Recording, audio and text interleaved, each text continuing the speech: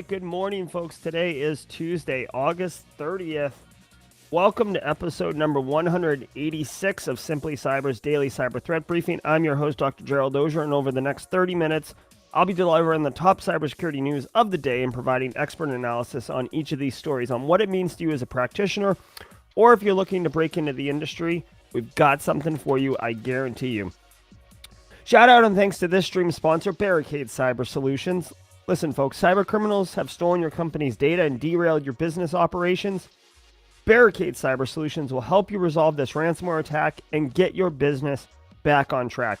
And if you don't think ransomware is a big deal, as I was setting the stories up for today's broadcast, there's projections of ransomware being a $30 billion criminal enterprise in 2023.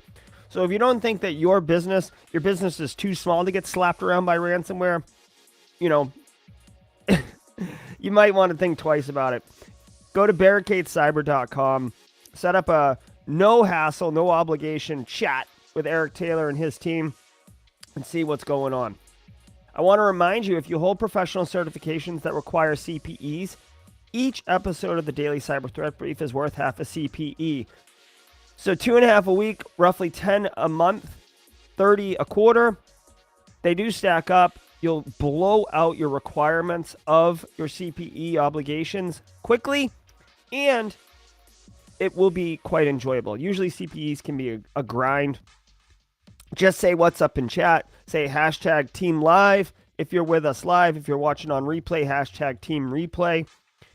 That way you can document literally the easiest and most enjoyable way, and auditors won't have a leg to stand on if they're saying that you were not actually part of this. It'll be burned into the stream. I see you guys stacking up in here. I can't wait to say good morning to all of you, give you an update on me, on my health. If you are live, I love it. I see that there's 68, 70 plus of you stacking in here. We are pushing out to Josh Mason's live stream, YouTube, Jack Scott's, Outpost Gray, Twitch, Twitter. Obviously, all the Simply Cyber channels are going out there. So thank you for being here. I can't wait to get into the news with you. Now, if you are on Team Replay, you guys have the benefit of time travel, which means when this picture right here goes to news, we're off and running, so you can jump ahead until you see visually that it's there. If you're listening on your audio podcast app of choice, which the Daily Threat Briefing is published, after we do this live, I take the audio and put it up on a podcast app that sends it out, so you can get it on Spotify, Apple Podcast, Stitcher, all of the major podcast apps. So if you prefer to listen to it, you will inevitably be Team Replay, but you can just jump forward a couple minutes. But as I always like to do, I've already had my coffee, so I've got my water bottle here. Today, I'm going to have a little bit of water, and I'm going to welcome everybody into chat. We got a lot of stuff to cover today. I'm super excited. Let me lower my desk so my head is higher in the frame. There we go. How's that? That looks pretty good. So good morning, Gail Salons. Hey, Michael Fink. Good to see you. Obviously, James Roberts. Navina, I saw you. Victoria K coming in from Boston. I do love Boston. I have my roots there. Shane Prevost, good to see you. Kids back in school. Get ready, Shane. They bring home the the illnesses. So I tested yesterday. I'm definitely sick. I'm keeping myself away from everybody, but I feel much better. I slept.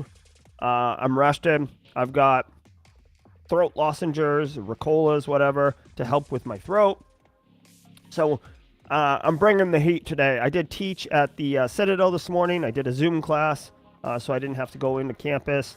Talked about networks. That's all the good stuff.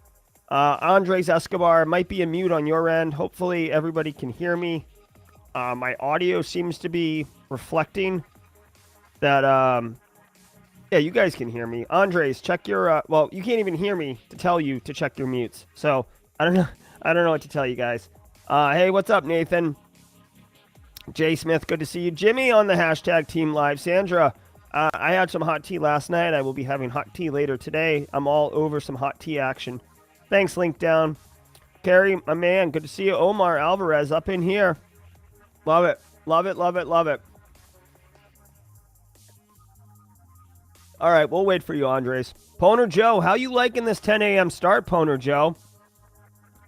Cosmic Vibes. Cosmic Vibes with the call out yesterday for Worldwide Wednesdays. Guys, tomorrow, just so you know, just as like a little fun thing that we can do on stream, tomorrow we're going to see if we can get every continent represented on stream. So I'll be doing a call out on the intro to throw out where you're calling in from. Sasha's got us covered for the European theater. Appreciate that, Sasha. Hey, Connie Daggett. I do love some ginger. I do love some ginger tea. That's always nice. Hey, Ron Clark. Good to see you. All right. Omatola. Good to see you. Love it. All right. Now that Andres is sorted out, let's get into it. Like I said, I do have a bunch of things I want to share with you, including, guys, I'm going to tease it out today. I've got a really awesome raffle prize for next week. So every day next week, we're going to have a raffle. I'll tell you about it at the halfway point when we do the read. I've got some upcoming stuff from the month of September. That's really interesting. Cosmic Vibe going to Antarctica. I do know people in Antarctica, so maybe we could do that one day. I'd have to coordinate it, obviously, but we could definitely do that. All right. So thank you all for being here. Let's get into the news, shall we? From the CISO series, it's cybersecurity headlines. It's Tuesday, August 30th, 2022. Microsoft warns Iranians using Log4Shell. According to a new report from the Redmond Giant, the Iranian group Muddy Water continues to target Israeli organizations using the Log4Shell vulnerability. Recent attacks targeted vulnerabilities in the IT management software Sysaid, particularly popular in Israel. U.S. Cyber Command disclosed earlier this year that Muddy Water showed ties to the Iranian Ministry of Intelligence and Security. The group previously used Log4Shell to target VMware apps. Microsoft reported state-sponsored actors from China, Iran, North Korea, and Turkey use Log4Shell in campaigns. Okay. Okay, couple things here. One, that's kind of hard to see. Guys, obviously I couldn't have predicted this, but ThreatGen Red versus Blue last Wednesday on ThreatGen's YouTube channel, I played ThreatGen Red versus Blue as a threat actor, and I literally played as Muddy Water, aka Static Kitten, for my methodology, right? So if you're interested in learning about this threat actor a little bit more, TTPs and how they would operate, go watch that live stream. I literally emulated them in an environment. Okay, so now to this story. Guys, don't sleep on Muddy Water, aka Static Kitten. They do target Middle Eastern countries mostly. So if you are operating in the U.S. or kind of the Five Eye countries, you're less likely to get hit. But it looks like they're attacking Israel now. They are a nation-state threat actor. They do some more advanced stuff. I will point out, guys, Israel's an interesting target.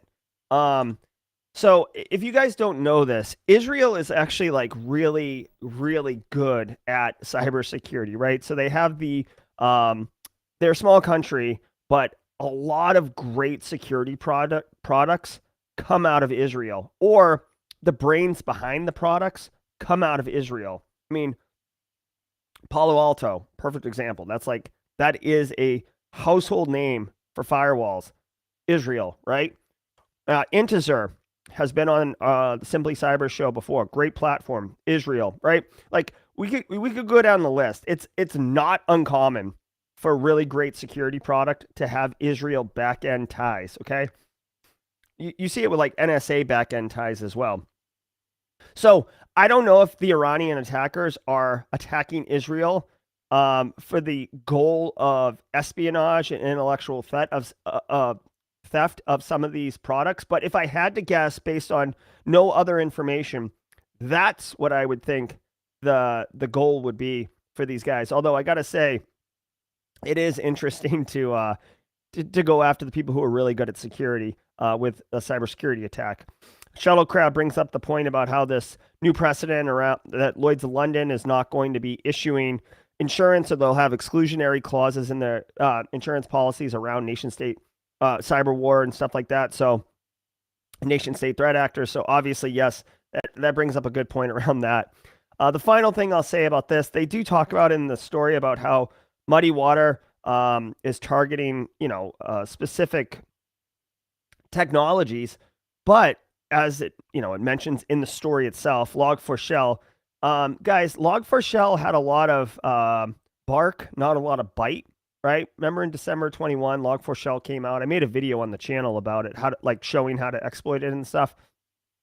Very low barrier to attack.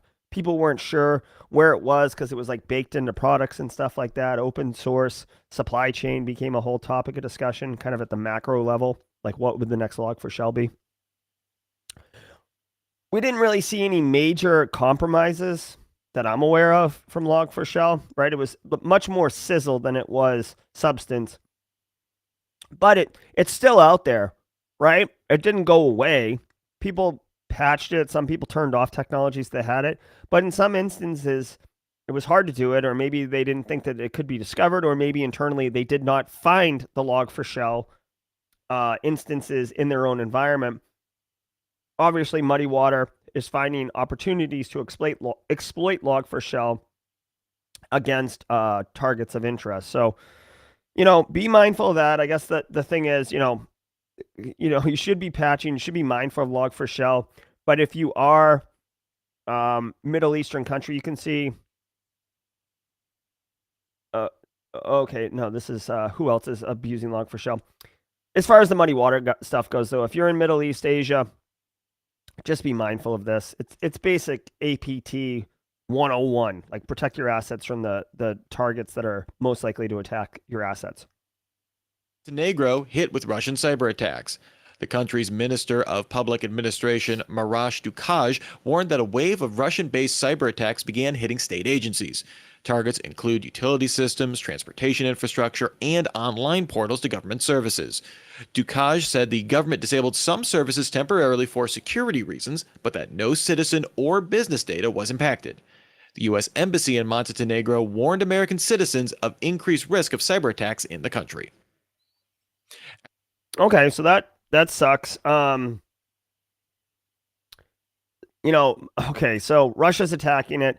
This is a coordinated, cyber attack effort. They are attacking critical infrastructure, utilities, power. This is a nice opportunity to highlight that Montenegro was able to default back to manual operations.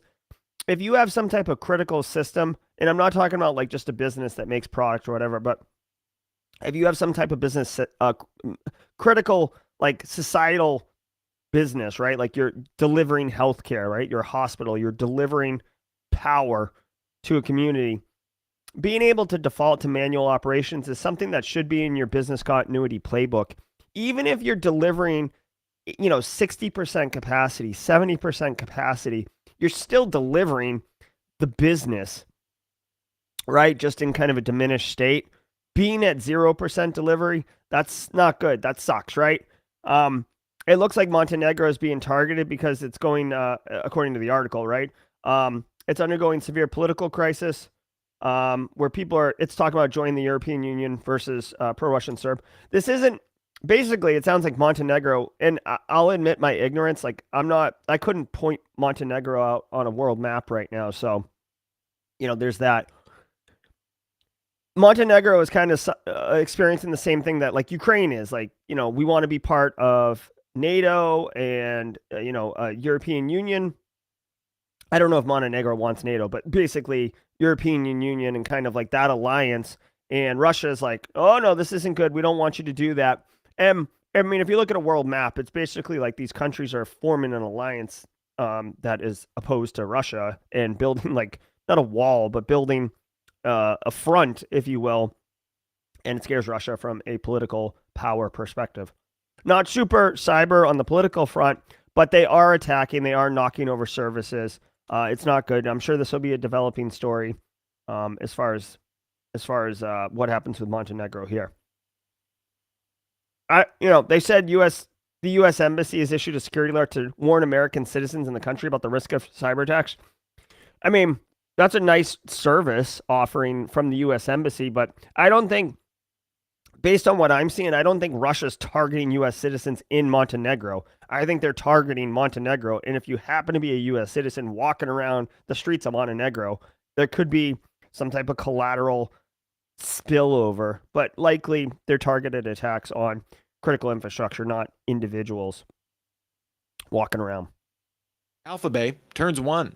The threat intelligence firm Flashpoint published a report detailing the activities of the dark web market AlphaBay over the last year. The market relaunched in August 2021 after being taken down by law enforcement in July 2017. Flashpoint found the market hosted over 37,000 listings in the year across 12,000 vendors, with roughly 90% of those for illicit drugs. With the seizure and shutdown of several prominent dark web markets in the year, Flashpoint estimates it became the top illicit market online in May 2022. The market's next goals include finalizing a new payment module and adopting I2P as an alternative to Tor. Mudge. Okay. So, if you guys don't know, ever since Silk Road was like the original online illicit marketplace. There's a really good, I can't make this graphic any bigger, unfortunately. There's a really great darknet diaries around Silk Road, but basically, illegal marketplace, you can buy drugs, weapons, contraband, criminal services, professional services, if you want to go that route, counterfeit cash. So as long as there's this market, right, people are going to be doing this. Silk Road got shut down. Silk Road 2 got shut down. You could see Flashpoint has got a list here of all these different marketplaces over the years. And guys, AlphaBay is the orange, and like, just look at it. Like, honestly, from a business perspective, if you were presenting to the board would be pants off for this. Look at this. AlphaBay has 100% saturation of the illicit marketplace listings since June. You want to talk about a great Q2 for business, right? Again, thank you for the sub, Psycac. Got to see Carl there. Listen, I'm never endorsing or supporting criminal enterprises, but I do hat tip them on execution and delivery. This right here, look how orange that is. That is fully orange in the last 3 months. That is, those aren't rookie numbers. Those are pro level numbers. So good on them. It looks like a lot of, according to the header here, pot, credit cards, counterfeit cash, selling basically stolen or illicit materials. No big deal. Obviously, with the advance of cryptocurrencies, it makes transactions a little bit easier to make. You still have to get the stuff delivered, which introduces a level of risk by the buyer and the sender, actually, in the transaction. So just be mindful.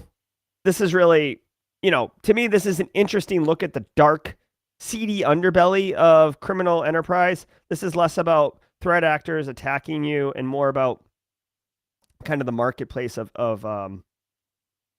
dealing with all this stuff. Cash does rule everything around me. Shout out crab. Cream. I need a sounder that yells cream. Pulled into Twitter lawsuit. Court filings reveal Elon Musk's attorneys subpoenaed Twitter whistleblower and former security chief Pieter Mudge Zatko. It's unclear if Musk will amend his countersuit against Twitter to reflect Zatko's filed complaints with regulatory agencies. Musk's camp would need the judge's permission to amend the countersuit, something that may not be granted given how close the case is to trial. Zatko accused Twitter of material misrepresentation and omissions about security and privacy protections built into its platform, while Musk's countersuit takes issue with reported spam accounts. And now, thanks to this. Okay, so basically, Elon Musk was gonna buy Twitter, and then he did the spam bot account thing, kind of pointing out that maybe the value of the platform wasn't worth $44 billion. Long story short, they're going to court. Last week, Mudge, aka Peter Zapko, aka like OG of the information security space, you should definitely know who Peter Zapko is. He was head of security for Twitter, and he got fired, and then came out and said, listen, the overall security of Twitter is hot mess. It's a hot trash. It's the dumpster fire emote, if you will, chat. And you need to be mindful of this, right? Because Twitter is really, really integrated into our society. It's woven into the fabric of how we communicate. It's a big deal. It can be compromised. Equifax level breach is what Peter Zapko actually said. Now, the fact that he's getting brought into this, I do want to make a point here. And this is like one of those points where I'm going to use this story as a launching off point, but this is really valuable for practitioners, okay? I have dealt with mergers and acquisitions before. I worked at an academic medical center that was wholesale buying up medical hospitals and practices and stuff like that, building out a network, whatever. When you go to buy a business, right? Like your business, you're going to acquire a business. This doesn't apply to everybody because some of you work somewhere that, they're not in the acquisition stuff, but some of you are, okay? When you go to acquire a business, you are taking on all their stuff. Guys, it is not as simple as just like ripping down the shingle outside and hanging a shingle that looks like yours and saying like, all of a sudden, this is, a Simply Cyber business also. You have all of the data, all of the processes, all of the applications that business currently uses, all of the entanglements of all the vendors and all the other crap that they deal with, right? And you are going to connect your networks. It takes a long time, a lot of process, a lot of mistakes will happen as you integrate that business into yours. Sometimes if you're going to be cheap and lazy and easy, you'll just hang the shingle up and then you'll run it as two separate businesses, which totally sucks long term because now you don't have economies of scale for IT provisioning. You might have different technologies, right? So like you're a Windows shop and a Cisco shop, and all of a sudden you buy this business and they're Aruba network everything, and they've got Macs flying around all over the place, right? Or they're all about BYOD, bring your own device, and you guys are strict deploying hardware under your own framework. It introduces all sorts of complexities, okay? It's not easy. And we're not even getting into the data repositories and data integration, all that stuff, okay? So why am I telling you this? Well, when you go to price a business, right, part of there's a term for it. It's called the due diligence period, I believe. Yeah, the business is going to say, we're for sale. We're $1 million business. We make $2 million revenue annually. We're a great deal. Buy us, right? But then you have to do your due diligence to understand like how much, like what's actually going on in this business. As an information security professional, you should be involved in this due diligence activity where you go talk to them. Hey, when was your last security breach? What happened? Hey, when was the last time you guys did a pen test report? What happened? Hey, look at your external network. We want to scan your internal network. Like you have to do the due diligence to ascertain the health of their business from a cybersecurity perspective, because Kimberly, get ready. Straight cash, homie, right? If the business is $1 million and it's hot trash from a cybersecurity perspective, you may actually be buying a train wreck, right? Yeah, it's business, but you're going to get popped in a month. And now guess who owns that responsibility, right? You. So, Elon's not going to do this, but listen, if I was Elon Musk, and I was spending $44 billion, that's just silly money, by the way. So like if I was spending $750 million, right, on a business, and I found out that their information security posture was as hot trash as what Peter Zapko revealed in a public whistleblowing announcement or whatever, I would be next level pissed, because it's basically like buying a wicked nice boat that has like holes all over the boat right above the water line, right? You are taking on a huge liability, a huge risk that you cannot turn around very quickly, right? It's Twitter. It's huge. It would take at least 3 months just to make some incremental improvement on cybersecurity. Okay. So all that's a long way to point about this is that if you deal with mergers and acquisitions, be mindful that cyber should be involved in the due diligence period, and the things that you should be looking for is like, what's the security posture? What's the most recent incidents, actives? Oh, and by the way, this is the last thing I'll say on to this. You literally could be buying a business that's actively compromised. Who owns the responsibility? Who pays for the incident response and the cleanup and the liability and the contacting the customers and dealing with all that stuff? If they were compromised on May 1st and you bought them on May 2nd and on May 3rd you find out about it, guess what? It gets really messy very quickly. And the business that sold, they're on the beach counting their money, right? So be mindful of that, okay? Light spice. This week's episode sponsor, Code 42. Have you been thinking about launching an insider risk management program? You don't need to be Big Brother to effectively address insider risk. Code 42 believes that the 3 E's should define any IRM program: expertise, education, and enforcement. Shift your security culture from watchdog to guide dog, and everybody wins. Learn more at code42.com/showme. More. All right. So thank you, CISO series. I just want to take a couple minutes, guys. I want to, first of all, thank you all for the well wishes. I did see it in chat. You guys wishing me, good fortune on a quick recovery and prayers. I do appreciate that. Thank you. I want to share this, guys. So real quick, Barricade Cyber Solutions, longtime sponsor, incident response, ransomware recovery.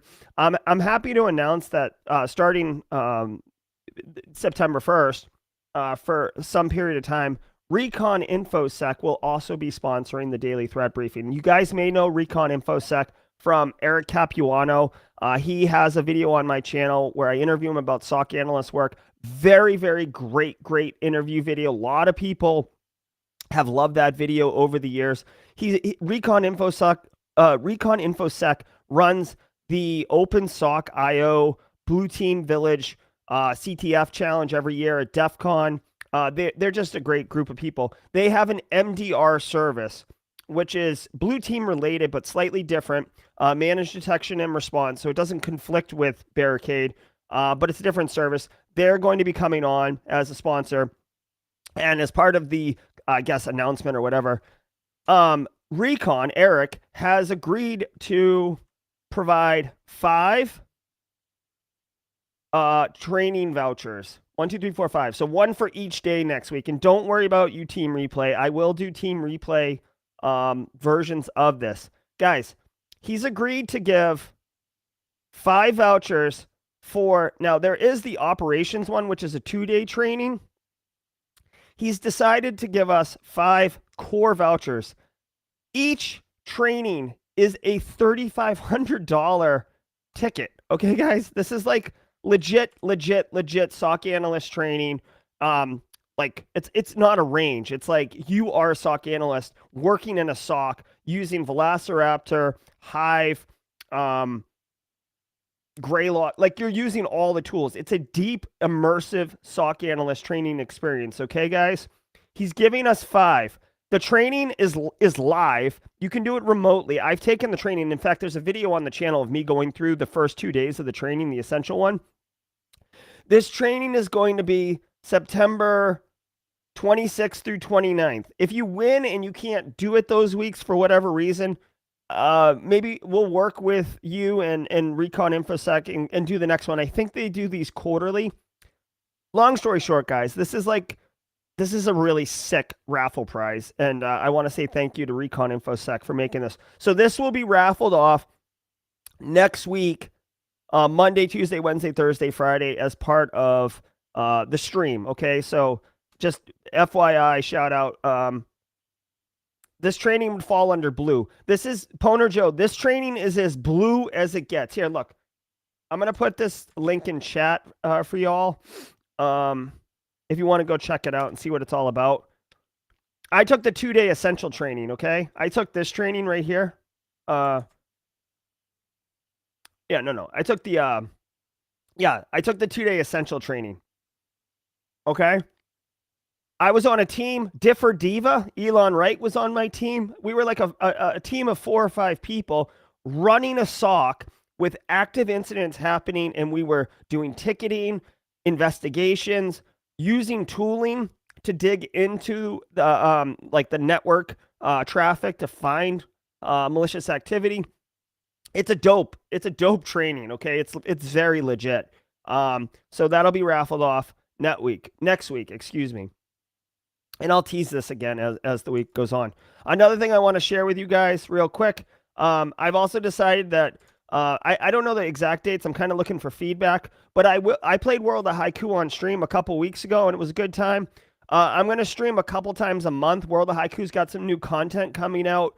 I want to have a fixed schedule, so I'll consult with people on Discord on what a good idea is. Maybe Monday 4 to 5 p.m. or Friday 4 to 5 p.m. I don't know, but I'm going to be playing World of Haiku with some consistency, showing you guys all that stuff. So if you have any thoughts on that, let me know. Otherwise, please join us because it is a fun game. And now I have a computer that's strong enough to actually run all of this gear and World of Haiku at the same time.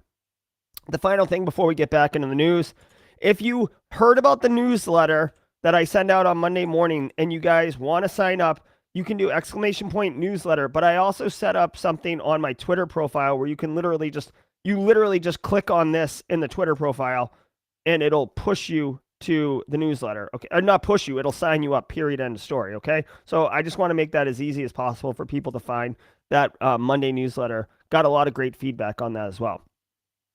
All right, let's keep going. Details on the Twilio attack.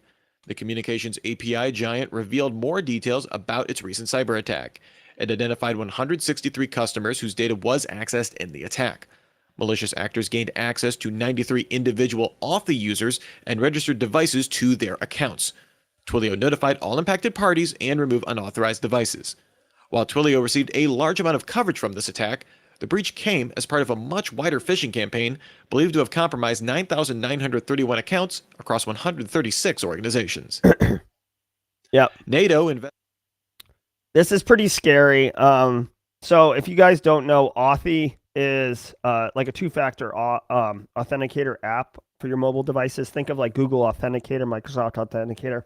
I like Authy. I use Authy. Excuse me. The reason I like Authy The reason I like Authy is because you can have it on multiple systems, okay?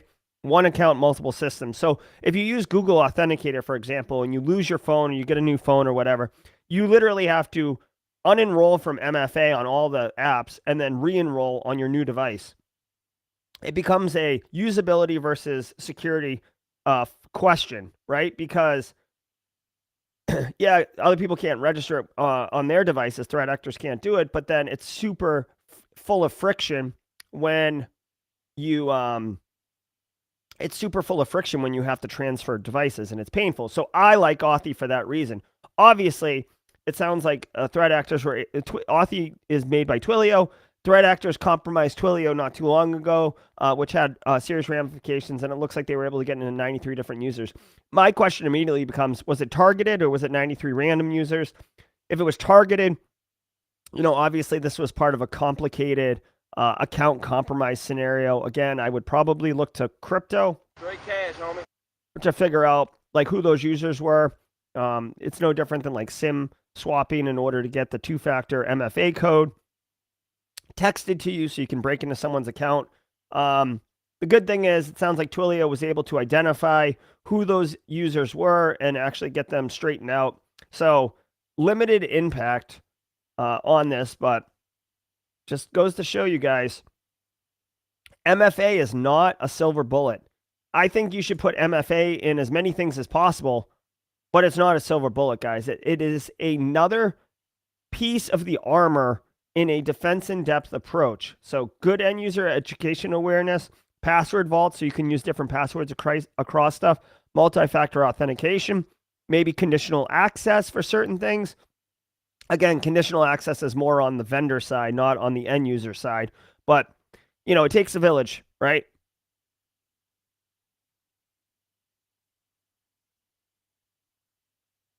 What the crap? Hold on. Jeez.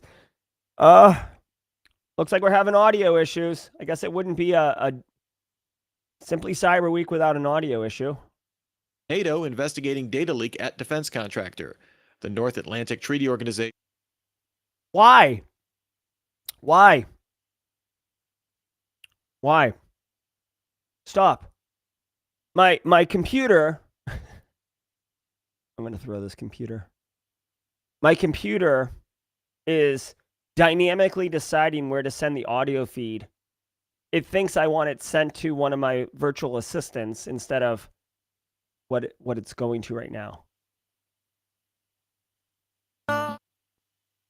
Like, who is this? What is this? Hold on one second. I think my son. Okay, hold on one second. Treaty Organization launched an investigation into data reportedly stolen from the French contractor MBDA missile systems. The company confirmed that a cache of data for sale on a hacker forum included some from its systems. Leaked data includes blueprints of weapons used by Ukraine in its conflict with Russia. However, MBDA said the cache contains no classified information. The data appeared online after attackers attempted to extort MBDA for a ransom, which the contractor refused to pay. Global. Okay. So this is a perfect example, okay? This is an example of a compromised vendor, right? A compromised business. It's like ransomware, double extortion technique. So on its surface, macro level, threat actors get into a business, they exfiltrate data, they ransomware the box or the business, and now they charge you to decrypt, and they have access to the data that they'll try to sell either back to you or to whomever wants to spend money on it in order for the threat actor to get paid, right? It's all about getting paid for the threat actors. Now, a lot of times, and I'll take a fact check on this if I'm wrong, but a lot of times threat actors will send out, a bunch of phishing emails, maybe spear phishing, if they know what they're doing, but they don't always know who they got. They actually will get a bunch of callbacks, and then they'll have to go in to the compromised machines and try to piece together who they have, right? I know we all like to think we're special, but a lot of times threat actors are just wholesale trying to compromise businesses. So this is an example where they may have, it may have not been targeted. They compromised it, pulled the data down. I don't even know if this missile vendor company got ransomware or not, but the threat actors are like, holy crap, look at this gold mine we got. We got missile plans. That sounds pretty valuable. Let's sell it on the dark web. Obviously, because of national security implications, large governmental powers like NATO is now investigating who put it up there. I mean, I would be very, very careful. I almost, honestly, if I was a threat actor and I found that, yeah, it is pretty juicy to sell missile plans. But at the same time, to me, that would almost be like radioactive. You're calling down a lot of focus and a lot of heat by, trying to sell, massive weapons or the plans to make massive weapons, right? Confidential data. It's not good. Just look at hackers claim that their ad for the leaked data to have classified information also on employees and companies that took part. Yeah, I don't know, guys. Look at Colonial Pipeline got compromised. They didn't compromise the OT stuff. They compromised the IT side. But in the America, people were losing their mind. There was a run on gas for a minute. It really was sensitive. And then the US government got heavily involved very quickly. And wouldn't you know it, got the threat actors right away, got the money back, which is wicked uncommon in ransomware incidents. All because they brought down a lot of heat. This right here, there's a lot of heat. I don't even know who the APT was that did it. So, yeah, okay. I guess I didn't consider this. The story points out that maybe it's a pro-Russia APT group that doesn't care and wants to, it doesn't matter if NATO finds out who they are or whatever, because they're operating in a pro-Russian kind of alignment as part of like a cyber war. But I mean, if that was the case, I don't know why they would sell the missile plans publicly as opposed to use it for espionage purposes. But anyways, I wouldn't do this. I find this like there's certain things that are just radioactive, and this right here seems radioactive. Ransomware expected to exceed $30 billion. This comes from Acronis's mid-year cyber threat report, which expects global ransomware losses to hit that figure in 2023. The report also found that nearly half of all breaches in the first half of 2022 involved stolen credentials. Many of these came from phishing campaigns. Acronis observed 600 malicious email campaigns in that window. The report also notes that attackers increasingly are looking to unpatched software to extract data, with a particular emphasis on Linux systems. Okay. So, I mean, here's this might be the one for the peers, for the peers on the weekly email. Guys, yeah, okay, so exceed $30 billion. That is a number that will resonate with executives. But what they're saying here is a lot of times the attack initiates with unpatched systems, probably internet facing. They said another thing. It totally lost my mind. Oh, and Linux operating systems have an uptick in activity. So, use this as an opportunity to, like, if you've got Linux systems, like Windows systems are easier to patch, for lack of a better term, right? Windows has gone to a roll-up patch cycle, kind of quasi-Apple style of patching where you don't really get to pick and choose. You just like apply and it rolls up and that's good to go. Linux requires a bit more finesse, right? Like, yeah, you can update the Linux operating system, but then there's like supporting drivers, libraries. It requires a bit more engineering to maintain. And threat actors, I guess, are aware of this because we're seeing an uptick. So just be mindful that all of your technology, and this is why you need to be vigilant, not just in maintaining and patching your IT stacks, but when people are talking about procuring technology or introducing tech to your environment, don't be afraid to push back a little bit or ask the question ask the question, who's going to maintain this? How long is it going to be on the network? Like, what's the long-term play? Like, we bought it and it comes with 1 year of service from the vendor.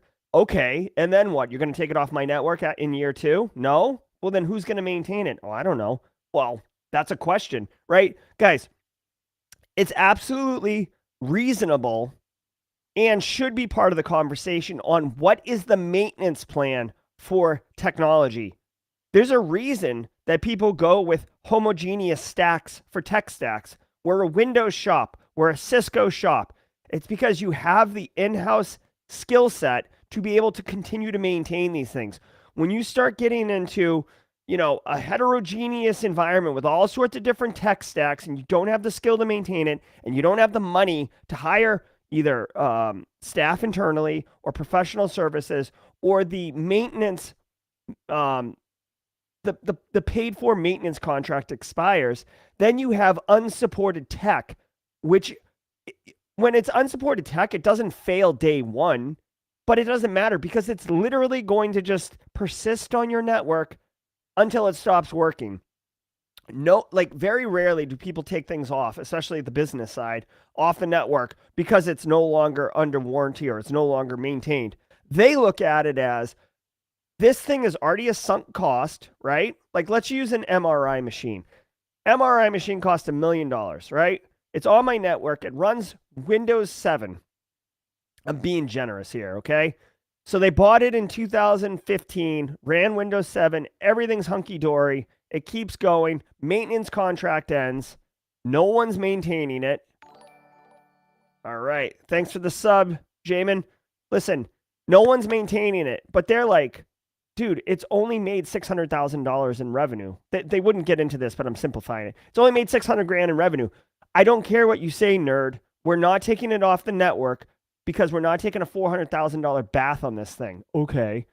So you hope, you maybe apply patches. Then you get to Windows 7 end of life. and the thing's made $1.2 million. So the argument that it's hasn't paid for itself is no longer relevant. But we'll put that aside for a second. Now you say, hey, this thing is end of life, push it off. And they're like, why? Here's our business focus. One, we can spend $1 million on a new device that runs Windows 10 and does the same functional service that this one does. Or we can spend $0 and continue using the investment we've already made to provide a service that does the same thing the $1 million one does. And all we're doing is reaping revenue off of this sunk cost. So you explain to me, Jerry, why do I need to spend $1 million? Is it because it's an end-of-life operating system? Because that isn't cool. I'm not spending $1 million so I can upgrade to Windows 10. That's the most ridiculous argument ever. Get on out of my face, and I'll see you next month for security awareness training. High five. Okay, so these are some of the nuanced arguments that you're going to end up having, and you need to manage risk, right? So you either come up with a solution to network box this Windows 7 MRI machine and then come up with some agreement for them to transition off in some period of time, or you just permanently isolate it on the network or whatever. But my point is, long story short, you've got to be mindful of maintenance schedules, maintenance agreements, and what is the long-term life of this thing. Everybody wants to focus wicked hard on procurement and initial, implementation. And then once it's implemented, everybody just moves to the next project. Ooh, let's talk about the next shiny thing. And I'm stuck back here looking at this Windows 7 box I got to deal with this. I'm glad you got shiny things, but I got to deal with this. Okay, so just be mindful of all these things. Miner campaign hits 11 countries. Researchers at Checkpoint discovered the Turkish-based campaign dubbed NitroCod. Threat actors distributed the malware across popular free software websites, including Softpedia. It seems that searching for Google Translate desktop download would often turn up the miner. The threat actors apparently ran the campaign since at least 2019, using a Trojanized approach to perform a long, multi-stage infection, making it harder for researchers to find. Often the miner would only be deployed weeks after an initial install. Overall, Checkpoint found the software installed on systems across 11 countries. It's security conference season. That is interesting. Okay, so couple things here, guys. This is actually a nice one. This is a nice little case study one, okay? The NitroCod crypto miner, part Trojan, part logic bomb. We've got all sorts of little niceties going on in here, okay? 2019, this thing's been hauling butt. It is a Trojan because you Google Translator, what did they say? The Google Translate desktop download, okay? And it comes up as a result. And it's being hosted at sites like Softpedia, and Up to Down, which I've never heard of, but Softpedia I've heard of, right? So you basically are trying to get a Google Translator app. You Google it, you pull down. I would assume that the application actually does Google Translate, but it's a Trojan, so it's got this crypto miner in it. Now, that's interesting. Now, here's the logic bomb part. In order to protect itself from being detected and immediately removed, it waits a month. Now, you could argue, the value of waiting a month versus instantly doing it, because it's not well, I guess from a security researcher perspective, maybe they open it up and run it, and then they let it run for a day or two or a week, and they're like, all right, this thing doesn't look like it's malicious. So it waits a month. After a month, it reaches out and pulls down crypto miner, or it starts launching the crypto miner, and it just chips away at crypto mining, which is it's almost annoying versus malicious. Yeah, you don't want to run a crypto miner, but typically it's consuming your available system resources. It's not bringing your system to a grinding halt. It's not interrupting your ability to deliver business value or execute on your job. It's just operating in the background, using your compute cycles. And exactly, Casual Joseph knows how I am on this. Guys, I'm not supporting miners, but in the grand scheme of crap that you have to deal with as a cyber pro, miners aren't really front burner issues, okay? In fact, I don't know, man. It's all about risk and reward. Ransomware, it's like ransomware is like, like busting in through breaking through the window and trying to steal as much as you can all at once, right? It's like a one shot, one bang kind of thing. Crypto miners, it's like the long play. It's like a salami attack if you want to pull an old reference from security certification textbooks and stuff. So you get a little bit, it hangs out. Obviously, the value is in having a huge miner network. So, it is what it is. Whatever. Again, not good on, but just be mindful of this. If you have any kind of malicious activity, typically you'll see miner traffic because there'll be like not weird, but like unusual network traffic because it does have to send its mined effort, its mined comps and stuff out to some service in order to be validated or staked or whatever the miners are doing. So you might be able to detect that. The fact that it's definitively this Google Translate desktop application, you could be able to, key off of that if you see that on an end user's workstation or they mention that they installed it. Again, it's a Turkish-based crypto, so I don't really know I don't know where this is being seen. I don't know if this is being seen in the United States or this is being seen more in European theater. But yeah, this is kind of cool. This is a nice little workflow of what the attacker looks like, or the workflow of the attack, right? You can obviously see too, like when executables like 757F633A.exe launches, your EDR might capture that as this doesn't look right.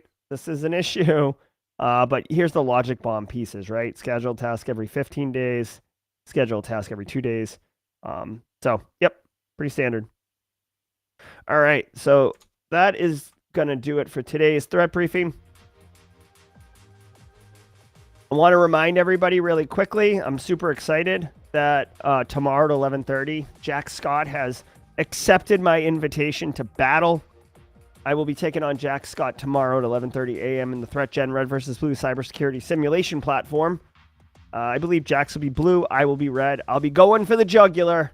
This is a little teaser for the upcoming Threat Gen Red vs. Blue invitational tournament that's being held in September with all the cybersecurity people that who are streaming, like Cyber Matt Lee, Eric Taylor, Ken Underhill, Jax, obviously, Outpost Gray representing. I'll be in there. David Mee, Stacy Loki's going to get her feet wet on this one. So a whole bunch of good people, Josh Mason. So it's going to be fun. I hope you guys can join us. Come tomorrow. This is one of those ones that it'll be broadcast on Simply Cyber from my point of view. Jax will be posting on Outpost Gray from her point of view, and then ThreatGen will be shoutcasting both streams at the same time with the shoutcasting analysis. And I think Eric Taylor, I don't know if you're in chat right now, but I believe our good friend Eric Taylor from Barricade Cyber Solutions, or Barricade Cybersecurity Solutions. I'm having like a meltdown right now, but Eric will be shoutcasting with Clint Bodungeon tomorrow. So Eric, aka Ruthless E, as he's been coined, who's just tearing up people. He tore me up. He tore Cyber Matt Lee up.